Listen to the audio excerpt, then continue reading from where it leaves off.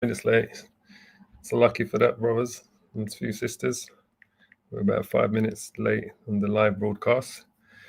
But as always, first we want to give all the praises and the glory to Yahweh, Bahasham, Yahweh Shai, Bahasham, Rakah, Kodash. Double honors to the apostles and to the elders of Great Millstone. Shalom to you and shalom to the hopeful elect brothers and sisters. True, but guess what? Of the house of Israel. Well, praises and glory. So today is, what's today's date? The 26th of January, 2025. 26th of Jan. The first month is nearly out, brothers and you few sisters. We're nearly out. Come end of the first month. Can you believe it? More praises and glory. So, as you can see from today's title, all right?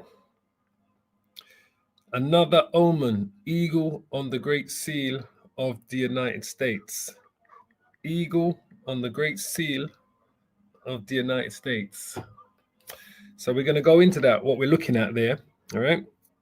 Now, without getting your cheat sheets out, brothers and sisters, without using your cheat sheet, right, I'm going to play about a minute of his speech, that's all.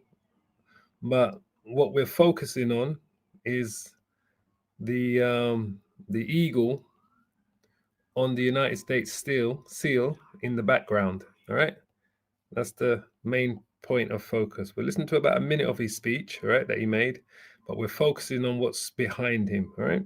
Finally, as we restore common sense in America, we're moving quickly to bring back strength and peace and stability abroad. I'm also going to ask all NATO nations to increase defense spending to 5% of GDP, which is what it should have been years ago.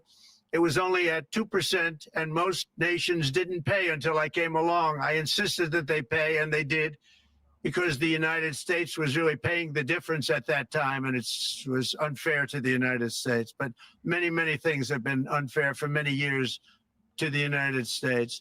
Before even taking office, my team negotiated a ceasefire agreement in the Middle East, which wouldn't have happened without us, as I think most of the people in the room know. Earlier this week, the hostages began to return to their families. They are returning, and it's a beautiful sight, and they'll be coming in more and more. They started coming back on Sunday. Our efforts to secure a peace settlement between Russia and Ukraine are now hopefully underway. It's so important to get that done. That is an absolute killing field. Millions of soldiers are being killed. Nobody's seen anything like it since World War II. They're laying dead all over the flat fields. It's a flat field farmland, and there's millions of Russians and millions of Ukrainians, and nobody's seen anything like it since World War II. It's time to end it. And here in America, we have big events coming up. Next year, we have the 250th anniversary of America's founding. I'm so honored to be president during that. That's been a big event. They've been talking about it for 10 years. We also have the World Cup. And I understand, Gianni. So anyway, so he was talking a bit about NATO, the war, the 250th year celebration of the United States coming in next year to America. But what stood out for me, first and foremost, was the eagle. And I can center it for you. All right.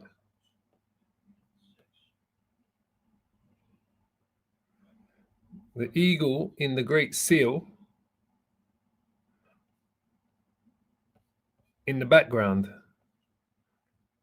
That's what stood out to me. The eagle in the Great Seal in the background. Now, a lot of people probably didn't even notice this. All right. But it's something that I noticed, and I'm going to speak on it, and I'm going to tell you what it is I've noticed. So as you can see, the eagle on the back in the Great Seal of the United States of America, as you can see, the head of the eagle is turned to the left.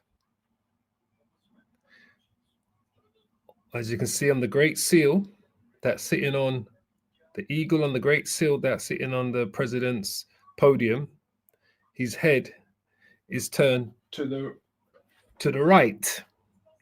All right, which we're going to show you, because that's what it should be. The head should be turned to the right. Now, the reason why the head should be turned to the right, because in the right, I have to say hand, but in the right foot of the eagle on the right are the olive branches, right, which indicate peace. So the eagle's head on the Great Seal of the United States of America is always turned to the right, facing the olive branches, which indicate peace. We come in peace.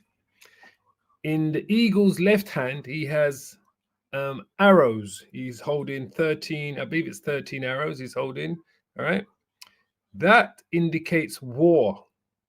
All right. That's why the eagle's head is not pointed to the right, to the left. It should be pointed to the right. It should be turned to the right, not to the left. But on the great seal in the background, as I said, this is another omen. The eagle on the great seal in the background, all right. The eagle on the great seal in the background, his head is pointing to the left. And in his left feet, he holds the 13 arrows, which means war. We are coming in war. Normally, the eagle's head should be pointed to the right, as you can see in the great seal here, where he holds in his arms, in his feet, olive branches, which means peace. All right. So the first thing that kind of came to mind to me, right, when he was out there making that speech, was Psalms 55, verse 21. The words of his mouth were smoother than butter, but war was in his heart. His words were softer than oil, yet were they drawn swords. So let's show you a blown up picture of the Great Seal so you can see it more clearly, all right? So this is the Great Seal of the United States of America. The eagle's head should always be turning to the right, because in the right feet of the eagle are the olive branches, right? Or the olive leaves, whatever you want to call them. 13 olive leaves, right? Which indicates peace. In his right foot, he has the 13 arrows, which indicates war. But the Great Seal that was on the podium where Donald Trump was speaking from in Washington yesterday, behind him, the Great Seal that you saw in the background, the eagle's head was pointed to the left, meaning war. War. That's why I said he came, he made a speech at the Davos yesterday. And the first thing that came to my mind was the words of his mouth were smoother than butter, but war was in his heart. His words were softer than oil, yet were they drawn swords. That's what stood out for me. Psalms 55, verse 21. All right. Now,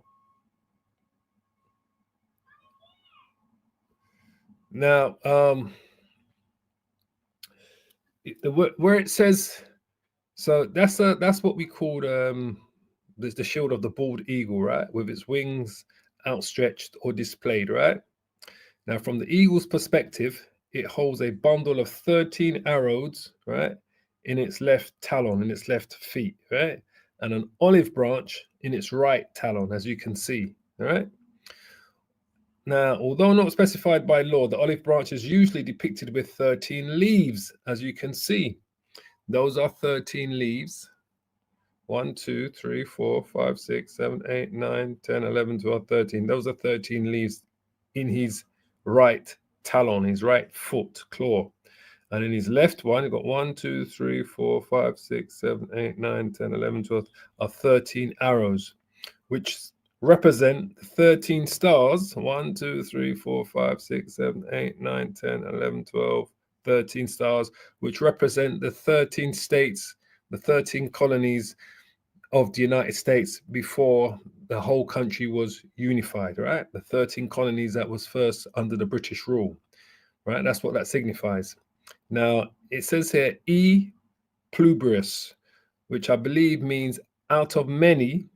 Is it out of many? Out of many is one, right? E pluribus unum. Yeah, E pluribus unum. Out of many is one, all right? That's what that means. That's Latin, all right? Because as you know, America is made up of people from all over the world, all right? It's the melting pot that the Bible speaks of, all right? The many waters that it speaks of in Revelation 17, okay? Now, the reoccurring number 13, right, especially on the left-hand side, it does represent the 13 colonies referred to as a group of British colonies on the Atlantic coast of North America, which broke away from the British Crown in the American Revolutionary War in 1775 and joined to form the United States of America. All right, but that's what they signify. Now, the arrows and the olive branch together symbolize that the United States has a strong desire for peace, but will always be ready for war. That's why it has the arrows in its left talon. All right. Now, even the words, I didn't realize this, even the words E pluribus unum, 1, 2, 3, 4, 5, 6, 7, 8, 9, 10, 11, 12, 13, are 13 letters. This is carefully crafted, the United States still was. So that's 1, 2, 3, 4, 5, 6, 7, 8, 9, 10, 11, 12, 13. 13 letters. And you know 13 is symbolic for the Illuminati, all the head families of the Illuminati. What the left-hand side use, because they take that from, the Lord and the 12 disciples, that was 13. They take everything from the right, and on the left-hand side, they create their own version of it for wickedness, all right? So even the word E pluribus unum, out of many is one, is 13 letters, right? In the United States seal. Now, the eagle has its head turned towards the olive branch on the right side to symbolize a preference for peace. That's why it's turned on the right-hand side. That's why its head's turned to the right, to symbolize a preference for peace. Because, when you're giving out an olive branch, you're indicating peace. All right? Now, the primary official explanation for the symbolism of the Great Seal was given by the guy that created it, so forth and so on, all right? Now, when we go back to the seal, this is why it stood out for me. The words in his mouth were smoother than butter, but war was in his heart. When we go back to when Donald Trump made his speech, right? When he made his speech at the Davos yesterday, the eagle's head was turned to the left, which means war. So that's an omen for me. Even the Great Seal on the podium that he's speaking from, the eagle's head is actually turned to the right, indicating peace. But the Great Seal, the massive one that's behind him, that everyone can see as clear as day, his head is turned to the left. So that's definitely an omen that Babylon is getting ready for war, as we know it is. Now, the scripture, like I said, that came to mind first of all was Psalms. So Psalms, I put it up here, was Psalm. I said it out a few times, but let's just quickly bring it up. Psalms 55. This is the scripture that first came to me. So that's an omen. That's an absolute omen, what we are seeing there. An absolute omen. Probably many people didn't see that, didn't realize that. Okay, it doesn't stand out. You'd have to know. The only reason I was able to identify it because the eagle on the front was looking the other way, basically. Psalms, and this is why I said Psalms 55:21 stood out to me. The words of his mouth were smoother than butter, but war was in his heart. His words were softer than oil, yet were they drawn swords. Right? That's Babylon the Great. And then the next scripture that kind of stood out for me, thinking about this, was Revelation. Okay, this is the dragon speaking, mate. Revelation chapter 13.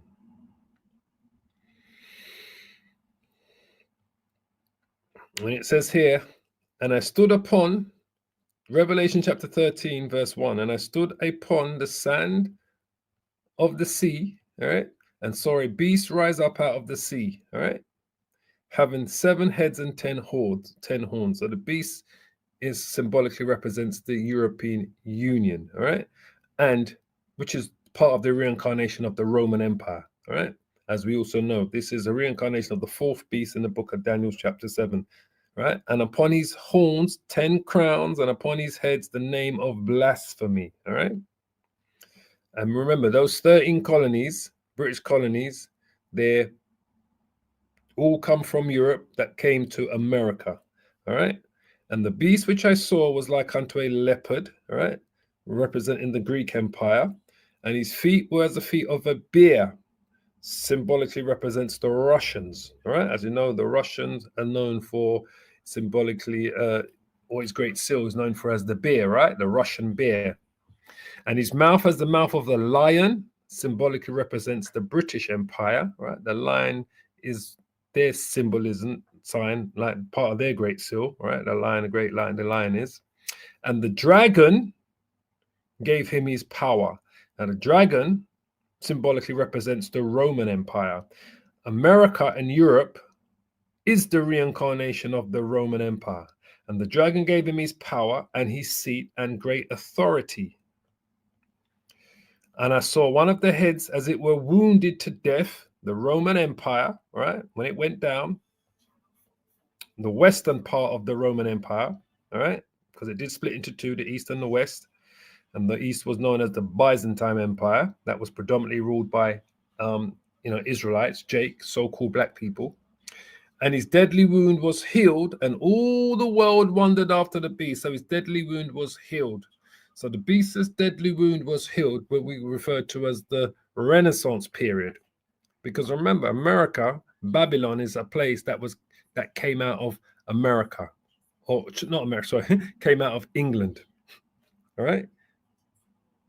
That's why it's referred to in the Bible as the daughter of Babylon, because the United Kingdom, which represented the 13 colonies, which represents those 13 arrows and the 13 olive leaves in the Great Seal, were the original colonizers of America, and they were referred to as the 13 colonies. And his deadly wound was healed.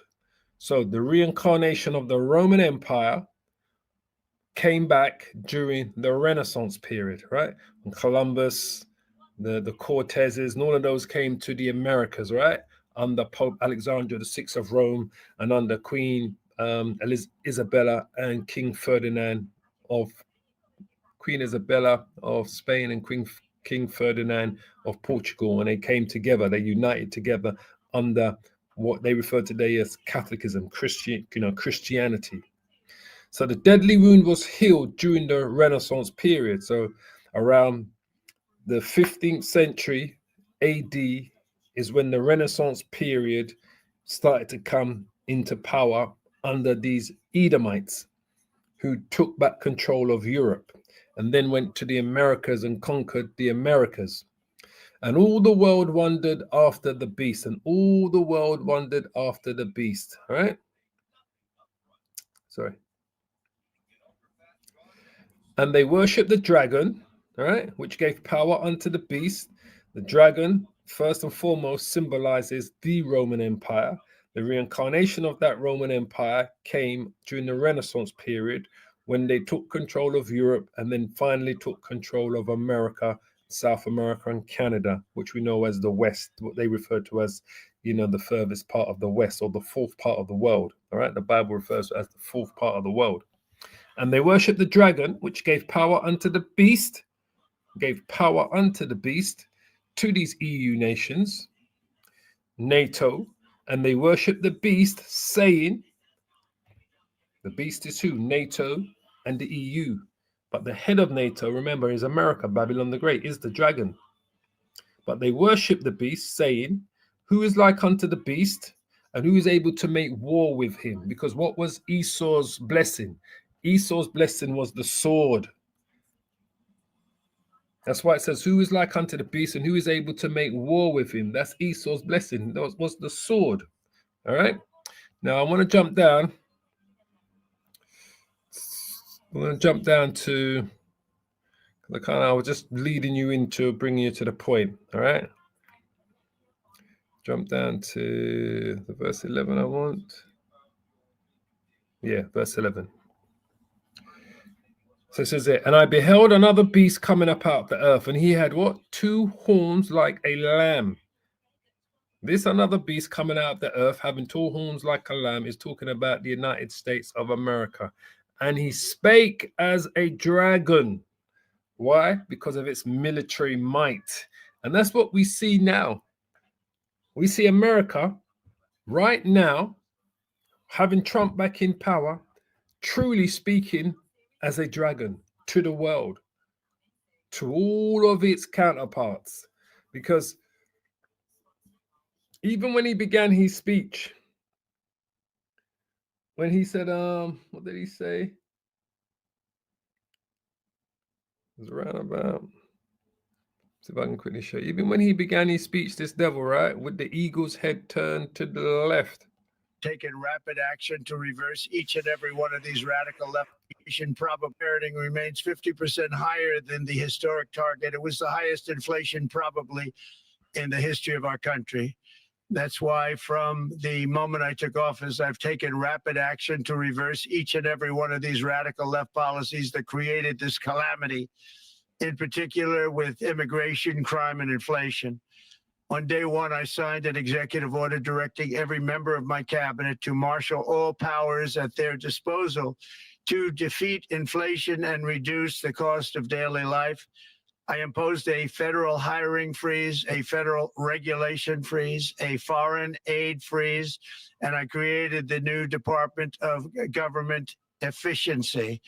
I terminated the ridiculous and incredibly wasteful Green New Deal. I call it the Green New Scam. Withdrew from the one-sided Paris Climate Accord and ended the insane and costly electric vehicle mandate. We're going to let people buy the car they want to buy.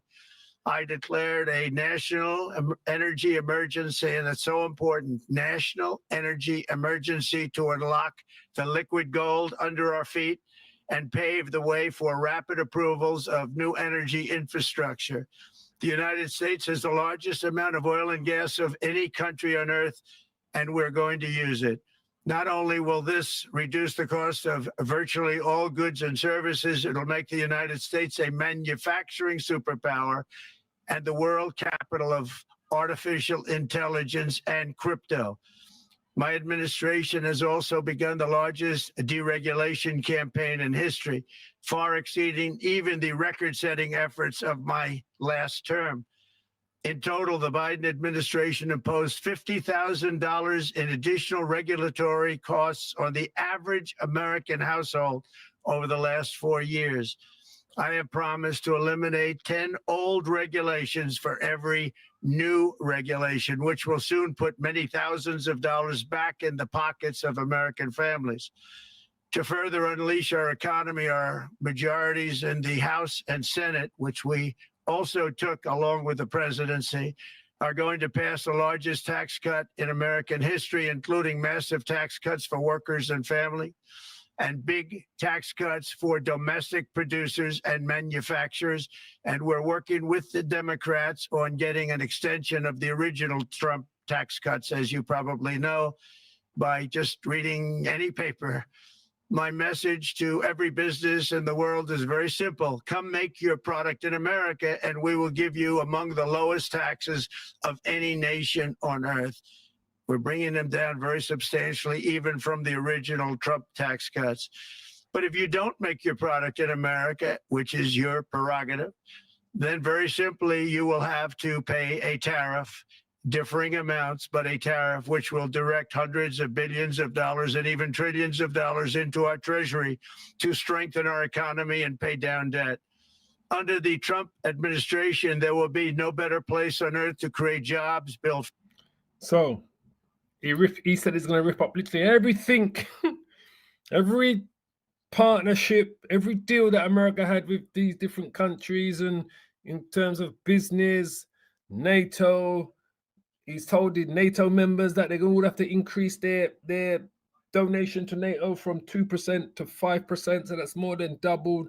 He's ripping up all of the deals that America had to do with climate change with these countries, electric cars and any type of deal that America had that was put in, he's going to rip it up. So he's speaking like a dragon at the end of the day. And this is why when we talk about the rift that's going to happen between the European Union and America, is biblical. It's prophetic.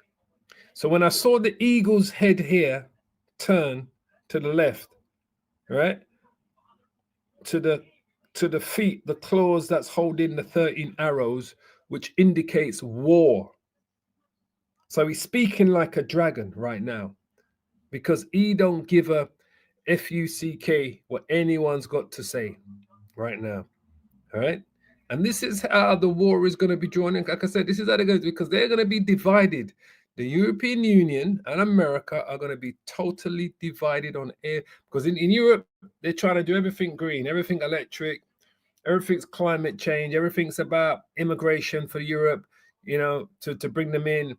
Everything's about, the control of the population. Everything's about clamping down on free speech. So he's going the complete opposite way.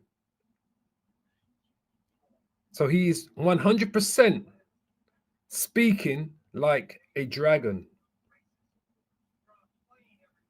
as we just read here, Revelations 13 and 11. And I beheld another beast coming up out of the earth, and he had two horns like a lamb. The two horns symbolically represents the two parties in America, the Republicans and the Democrats, left and the right, whatever you want to call them. And he, the leader of that two horns, that's like a lamb, spake as a dragon. And that's exactly what we're witnessing here.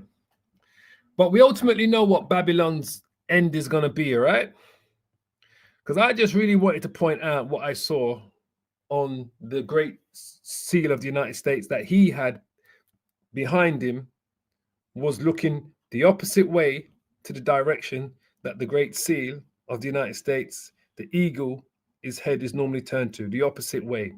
And I saw that as another omen, showing you that Babylon the Great, the daughter of Babylon, is getting ready for war. And this is why he's speaking like a dragon. Now, I want to go to, what verse is it I want to go to? Is it verse 60? Yeah.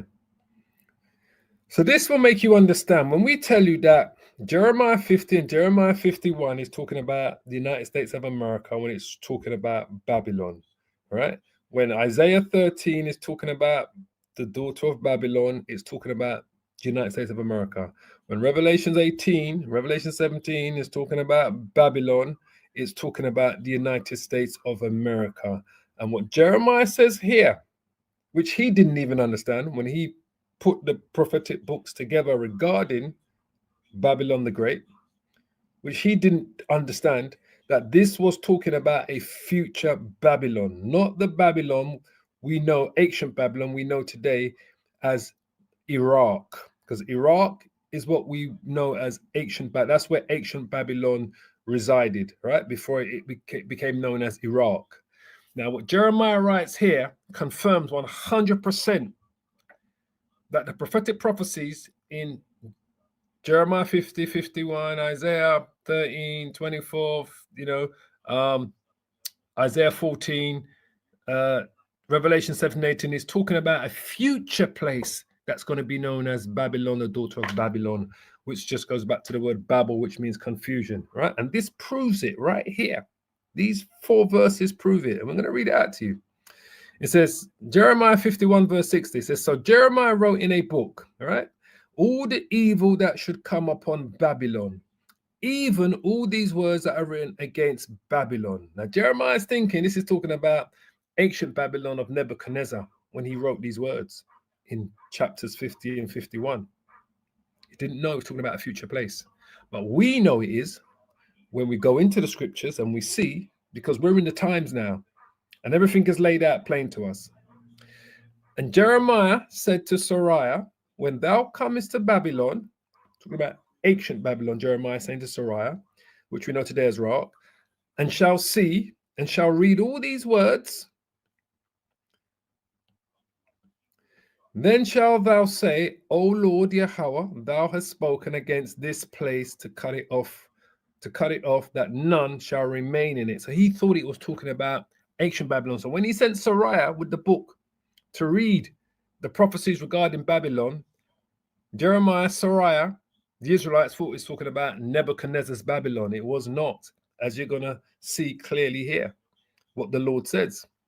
It says, then shalt thou say, O Lord Yahweh, thou hast spoken against this place to cut it off, that none shall remain in it, neither man nor beast, but that it shall be what? Desolate forever. So we know ancient Babylon, Nebuchadnezzar's Babylon, is not desolate. We know men and beasts are there in the millions. It is known today as Iraq, right? That's ancient Babylon. So this is what the prophecy said, that it was going to be, the Lord told it was going to be desolate forever. This is how we know it's talking about a future place, and that future place is talking about America, the daughter of Babylon. It says, and it shall be when thou hast made an end of reading this book, that thou shalt bind a stone to it and cast it into the midst of the Euphrates. All right. And it's very symbolic that he bind a stone to this book and threw it into the Euphrates, right? And thou shalt say, thus shall Babylon sink, and shall not rise from the evil that I will bring upon her. And they shall be weary. Thus far are the words of Jeremiah. So this place was going to sink, never to be inhabited again.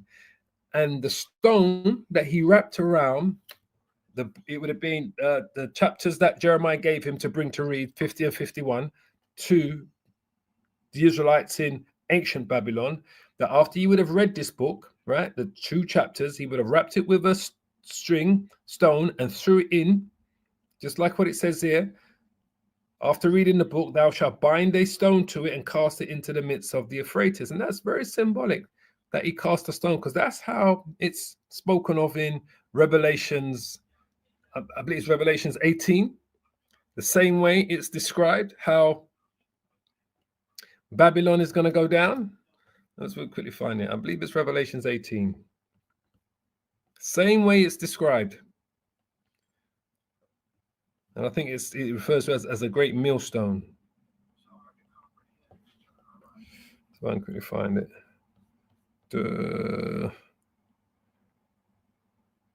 Not much in there, there's no more. Yeah.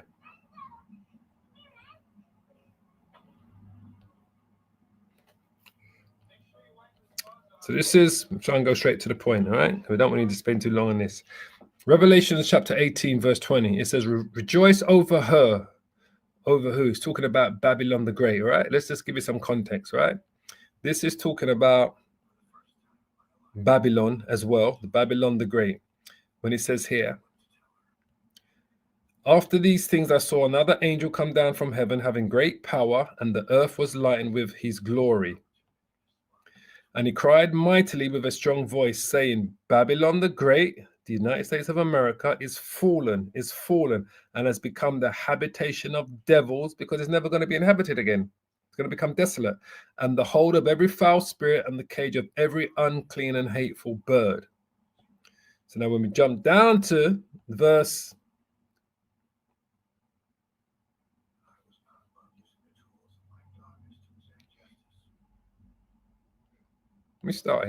17. Revelation chapter 18, verse 17 says, for in 1 hour, so great riches has come to naught. This is how we know it's going to be destroyed by nuclear missiles. For in 1 hour is so great riches come to naught. And every shipmaster and all the company in ships and sailors and as many as trade by sea stood afar off, witnessing its destruction, and cried when they saw the smoke of her burning, saying, what city is like unto this great city? What place in the world is unto like Babylon the Great? I mean, Trump is being sell it out there. He said, America, we're going to make America the golden. He said something about make America the golden city. Let's see if I can quickly find it. I'm sure that's what he said. Hold on.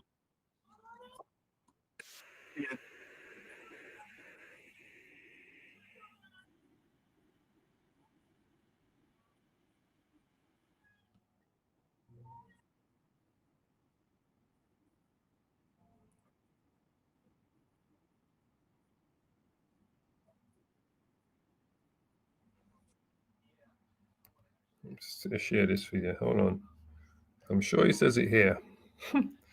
He talks about it being this golden city, man. I'm sure he says something like that. Let me just see. Maybe I'm wrong. Maybe I misheard him. 150th anniversary. So that's going to be a stroke of luck, or whatever you might call it, that I'm going to be president during the World Cup and the Olympics and the 250th anniversary. So that's going to be three big events. And we've accomplished more in less than 4 days. We have really been working 4 days than other administrations have accomplished in 4 years. And we're just getting started. It's really an amazing thing to see, and the spirit and the light over our country has been incredible. Under the last administration, our nation has suffered greatly, but we're going to bring it back and make it greater, bigger, stronger, better than ever before. I want to thank everybody for being with you. I would have been there myself, except the inauguration was 2 days ago. I thought it might be a little bit quick to make it the first stop. But we'll get there one day. We hope to get there. But I do appreciate, I heard the audience is fantastic, and many of my friends. So he said he's going to make it bigger, stronger, and greater again. All right, America. All right. And this is why America is referred to, that great city, that golden city, that great city. All right. And this is why they're going to be crying when it's destroyed. Revelations 18:18 again, and cried when they saw the smoke of her burning, saying, what city is like unto this great city? Right? And he keeps on going on about make America great again, make America great again, MAGA, MAGA, MAGA. Yeah, it's going to be the greatest destruction the world has ever seen. That's what it's going to be remembered for. It's going to be made great again, but it's going to be made great by its destruction. That's going to first begin with nuclear missiles, and then the Lord himself and the angels are going to complete the destruction of America. Or maybe the Lord does it by himself. We'll see. And they cast dust on their heads, lamenting, and cried, weeping and wailing, saying, alas, alas, that great city, make America great again. That's the great city, Babylon the Great, wherein were made rich all that had ships in the sea by reasons of her costliness. What did he say? He said, bring all your businesses and your manufacturing back to America. He said, we're going to make you we're going to make, everyone's going to make money. We're going to make everyone rich again. But if you do your merchandise outside of America, he said, we're going to charge you tariffs, right? So he's saying exactly what the scriptures are saying, wherein were made rich all that had ships in the sea by reason of her costliness. So America are the biggest importers of goods in the world. America makes up 4% of the world's population, but consumes 25% of the world's products. That's Babylon the Great. So we know all the businesses are not going to be going back there.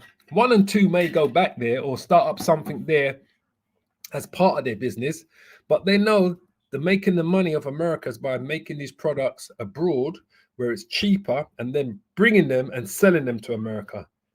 This is why it says, wherein were made rich all that had ships. These are the cargo ships that are bringing in all of the products to sell to America. In the sea by reason of her costliness. For what? For in 1 hour is she made desolate. This is how we know it's not talking about ancient Babylon. Because even back then, it would take a considerable amount of time to make ancient Babylon, Nineveh, what we know today as Iraq, totally desolate. It would probably take years for an army to completely decimate the whole of Iraq back during the times of Jeremiah.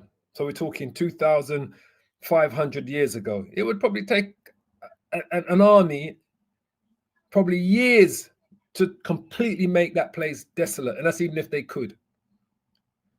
Whereas the prophecy says, for in 1 hour is she made desolate. What's going to do that? The intercontinental ballistic missiles, and then the Lord himself in the chariots and the angels are going to complete the destruction of America. Rejoice over her, thou heaven, and ye holy apostles and prophets. This is what we're going to do. The apostles and the prophets that are here today, we're going to rejoice when she is destroyed, because we know it's prophetic, and that's the only way the kingdom of heaven can be established on earth. For Yahweh has avenged you on her, America, Babylon the Great. And a mighty angel took up a stone, this is it, like a great millstone, and cast it into the sea, just like our Jeremiah. What did we say, right? What did Jeremiah say to, what did the Sariah do? What did Jeremiah tell Sariah to do? Same thing, right? But they thought it was talking about ancient Babylon. It says, Jeremiah 51:64, and thou shalt say, thus shall Babylon sink, America, not ancient Babylon, and shall not rise from the evil that I will bring upon her, and they shall be weary. Thus far the words of Jeremiah. When you go back a verse, Jeremiah said this, and it shall be when thou hast made an end of reading this book, when Sariah has made an end of reading this book to the Israelites that were in captivity in ancient Babylon under Nebuchadnezzar, that thou shalt bind a stone. That's the symbolic symbolism. This is how we know it's talking about America. To it and cast it into the midst of the Euphrates. So what is John the Revelator saying here? Revelations 18:21. And a mighty angel took up a stone like a great millstone, symbolic for its destruction, and cast it into the sea, just like how Sariah was told to take a stone and bind it to. He was told to take up a stone, right? After finish reading the book to the Israelites in captivity, Jeremiah said, tell him he should take up a stone and bind the stone to the book, which would have been the chapters that Sariah was reading, 50 and 51, and cast it into the midst of the Euphrates. A mighty angel took up a stone like a great millstone and cast it into the sea, saying, thus with violence shall that great city Babylon be thrown down and shall be found no more at all. Totally destroyed, destruction. And the voice of the harpers and the musicians and the pipers and the trumpeters shall be heard no more in all in thee, and no craftsman of whatsoever craft he be shall be found any more in thee. Well, we know it's not ancient Babylon because the ancient Babylon is functioning, and we know John the Revelator lived 600, 700 years after ancient Babylon, after Nebuchadnezzar, after the captivity of the Israelites of the southern kingdom in Babylon. John the Revelator was writing about a prophetic prophecy 700 years later. He wrote this. So he's saying this Babylon, no more craftsman, or whatsoever craft he be, shall be found any more in thee. And the sound of a millstone shall be heard no more at all in thee. No more work, nothing's going to be going on. It's going to be totally desolate. And the light of a candle shall shine no more at all in thee. And the voice of the bridegroom and of the bride shall be what heard no more at all in thee. For thy merchants were the great men of the earth, from Wall Street to Hollywood. Thy merchants were the great men of the earth, the bankers, the banking, the stockbrokers, the NASDAQ, the Dow Jones, the S&P 500. These are the great, stock markets that everyone wants to list their companies on. For by thy sorceries were all nations deceived. Everything that they was pushing. And in her was found the blood of the prophets and of the saints, which are the Israelites, the Native American Indian tribes, the descendants of the transatlantic slave trade, and all that was slain upon the earth. That's America's end. So I say again, when I saw the eagle's head pointing to the left, that means war, because that's the claws, the legs, the feet, the Tony, whatever they call it, he's got the arrows in. So it's pointing opposite to where the Great Seal of America, eagle's head, normally points. And this is the one that you see. Sending a message out there, 100% sending a message out there. So I'm going to leave it there. Tawada for the brothers that put out the precepts on the comic board. I know I didn't get to any of them. Tawada for all those precepts. As always, I want to give all the praises and the glory to the Heavenly Father, Yahweh, and to his only begotten Son, Yahweh Shai. Double honors to the apostles and to the elders of Great Millstone. Shalom to you, and shalom to the few sisters who have been edified by today's edification. And once again, Tawada to the brothers that put out those precepts. Shalom, shalom, shalom. All praises.